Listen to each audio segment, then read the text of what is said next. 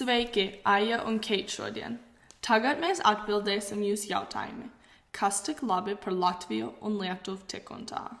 What my partner Aya here means to say is, hello, Aya and Kate here. Today we'll be answering the question, what's so cool about Latvia and Lithuania anyways? As we delve into today's podcast, we will unlock the terrific and the ancient past of these two countries, feast upon the details of their starchy cuisine, and illuminate on the life of the Lithuanian and Latvian people. Labas dienas visi, a common good day greeting shared between the Latvian and Lithuanian languages, the two most similar Indo-European languages. These two countries hold the oldest surviving Indo-European languages to date. Both languages are spoken by a combined 4 million people globally. Latvia and Lithuania, along with Estonia, make up the Baltic states on the border of the Baltic Sea. Each country is very small and is around 25,000 square miles. More specifically, Latvia measures at 24,938 miles squared, and Lithuania comes in at 25,212 miles squared, roughly half the size of Alabama. Home to about 2 million people each, these small nations are rich with culture and have one of the oldest surviving languages in the world today. History dates back to when the Baltic region was settled by tribespeople and began to gain land. Today, Lithuania and Latvia are divided into 4 distinct state-like regions. Lithuania is divided into Aukštąja, Žemaitija, Dzūkija, and Slovakia. And Latvia is divided into Zemgale, Vidzeme, Kurzeme, and Latgale. This collage pictures the traditional folk dress that Latvia and Lithuania have in common. The image in the middle at the top of the page is from a song and dance festival held in Riga, which we will explain later. The bottom 2 images are views of Riga and Vilnius, the capitals of Latvia and Lithuania. The image of Riga was taken from the top of St. Petersburg Church. Though both nations are small, their distinctive regions led to a variety of rich culture, foods, and traditions, creating much diversity throughout the country. This is similar to how the United States has different regions and a cultural difference that follows each sector. This huge range of culture and history led to the causes of the Lithuanian dictionary taking 100 years to complete. Slight differences in culture per region lead to different variations of folk songs and poems, which account for 1.2 million Latvian dainas, also known as folk songs, which are a collection of poems from all different regions. The spectacular collection can be accredited to Christianist barons who published them during their National Awakening, which is a parallel to the Great Awakening. The early pagan religion and creative folktales have created a culture that can't be found anywhere else. While our impressive aged history and poems may have caught your attention, another big item that influences every person on this planet is food. The food culture of the two nations are very similar because of their closeness of their climates and soil types.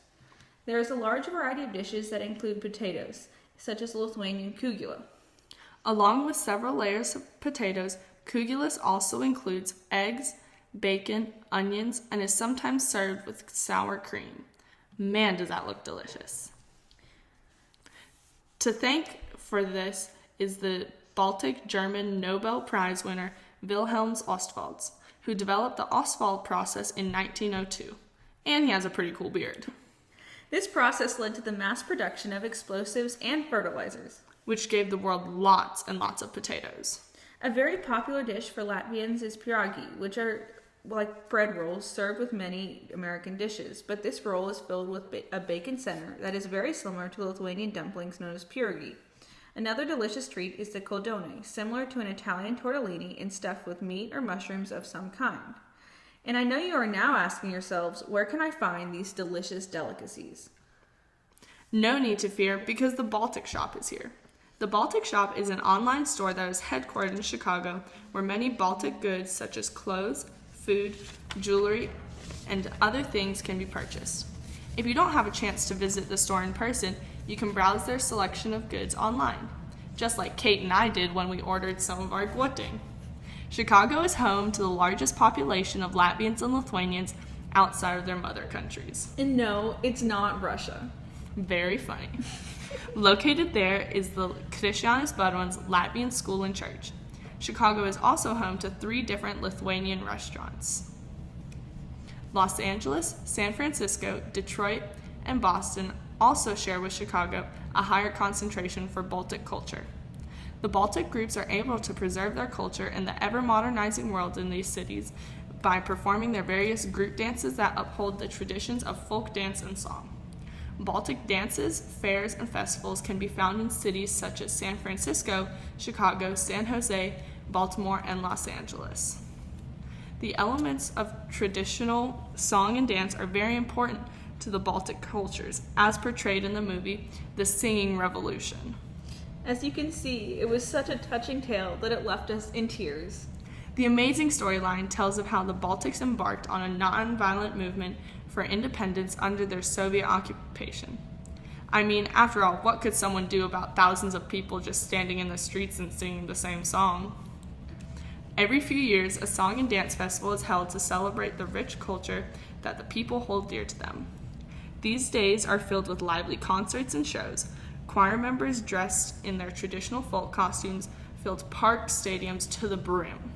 If you plan to stop by Baltimore between June 30th and July 3rd, go to Lithuania's annual dance festival to see the impressively choreographed folk dances live.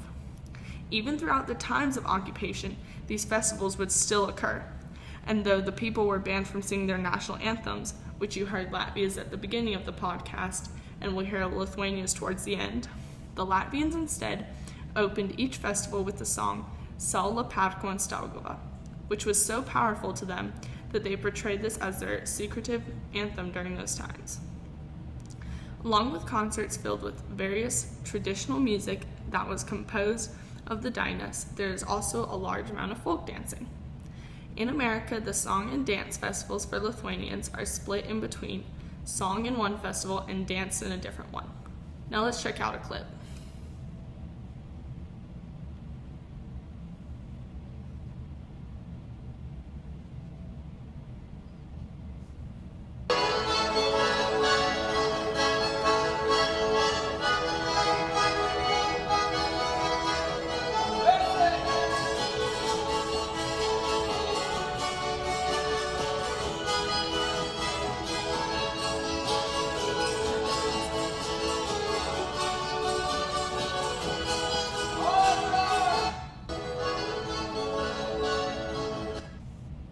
Man, wasn't that a great dance? And if you'll be coming to Baltimore next year in July, I'll be there at the Latvian Dance and Song Festival. The countries of Latvia and Lithuania came to be when the Baltic tribes began settling along the coast of the Baltic Sea. The natives were then occupied by the Livonian Order of the Swords, a German group whose goal was to Christianize the Baltic region. Later on, Poland conquered the land and later passed it on to Russia. Latvia gained its independence on November 18, 1918, following the Russian Revolution of 1917. Despite this success, the freedom only lasted for 20 years until it came to be under the dictatorship of President Karlis Ulmanis. This country was occupied by the Russian troops in 1939 and incorporated into the Soviet Union in 1940. Germany occupied it during World War II, and then Russia took control again. Latvia was able to declare its independence again on August 21, 1991. It then became a member of the UN in 1991 and a member of the EU and NATO in 2004. While Lithuania shares a sisterhood bond with Latvia, Lithuania followed a slightly different path of amber. In 1539, the Grand Duchy of Lithuania signed a treaty with Poland to protect themselves from the increasing Russian tensions in the area and became known as Lithuanian Polish Commonwealth. Under this power, they became the largest state in Europe in the 15th century and at one point even took over our friend Latvia. This surge of power over Latvia influenced their religious beliefs in eastern Latvia, where Poland and Lithuania had the strongest hold. Due to Polish influence, eastern Latvia and Lithuania resisted the Protestant Reformation and stayed with their Roman Catholic beliefs. If it hasn't been noticed yet, the Russians tend to take over countries that can't fight back. So in 1795, Russia divided the once large region of Lithuania into little pieces to be made use for farming. Resisting the Russians, fellow Lithuanians and Latvians smuggled books to poorer regions to maintain their cultural identity in light of their oppression. When World War I struck and the Russians began losing, they handed over their Baltic territory to Germany, and then the United States beat Germany, so the Baltics went free. Woohoo! In 1918, on February 16th, the Lithuanians finally got independence. This was short-lived as it only lasted until 1940 when the Nazis took control and eventually handed command back over to the USSR, who maintained power until their independence restoration on March 11th, 1990.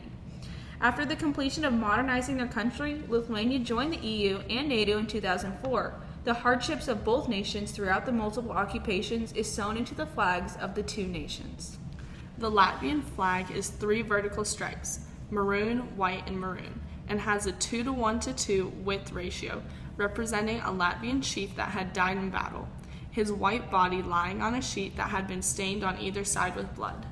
The Lithuanian flag is also made of 3 stripes, but they are evenly spaced, 1 yellow, 1 green, and 1 red. The yellow represents the sun, prosperity, golden fields, and goodness. Green represents the forests of the countryside, nature, freedom, and hope. And the red represents the bravery and blood of those who had fought to defend Lithuania. If one was to travel to either of these countries, there are a number of sites that must be seen. When traveling to Lithuania or Latvia, a valuable place to visit is the Vilnius or Riga Old Towns, which are filled with older architecture, especially their beautiful churches. Riga also hosting the Latvian Freedom Monument. Lithuania hosts the Kironi Spit, which is one of their beautiful national parks. The main attraction of this park is the rolling sand dunes that border the Baltic coast. The KGB Museum is one to visit that shares the history of the people under occupation times, as is Latvia's Okupācijas Muzejs. Churches in Lithuania that should be on everyone's checklist are St. Anne's Church in Vilnius, the Cathedral, and the Church of St. Teresa. While churches in Latvia that should be visited include St. Petersburg Church, Aglonas Basilica, and the Meln Galvju Nams. Churches make up such a large portion of the touristy sightseeing of the Baltics because they have been in Latvia and Lithuania for so long and have played a large role in defining the cultural identity. The Rundals Palace in Latvia is also a favorite for younger children who enjoy the imagination of it all, as well for adults who are able to appreciate the beauty of the vast gardens and well-preserved decorations of each of the rooms. The Latvian Ethnographic Open-Air Museum portrays what the life and culture was like in the days of the ancient tribespeople of both Latvia and Lithuania. Though we as Americans usually consider TV towers just be another electrical thing on the side of a hill, Latvians and Lithuanians both observe their TV signal towers to also be architectural pieces of art. And speaking of TV, Kate has some current events from the Baltics to share with us. Breaking news in Latvia, wild boar attacks a dog and its owner on a walk in Riga suburbs, and it's the 3rd dog to be harmed by a wild boar that week. It was recently on Sunday, May 17th. Baltic headlines overall, though, states that the Russian aggression is growing again. Several Eastern members, include Poland, Estonia, Lithuania, and Latvia, have called for NATO for a significant strengthening of their alliance military presence to the region to deter another possible Russian aggression. I mean, how many times do we have to be taken over?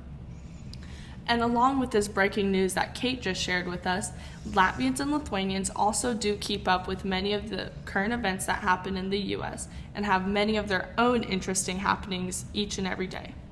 Un kā latvieši saka, uz redzīt vēlāk, un lai veicās labi visi. As my friend Aya just said, and millions of other, we bid you farewell, and hopefully now you know why Latvia and Lithuania are so cool.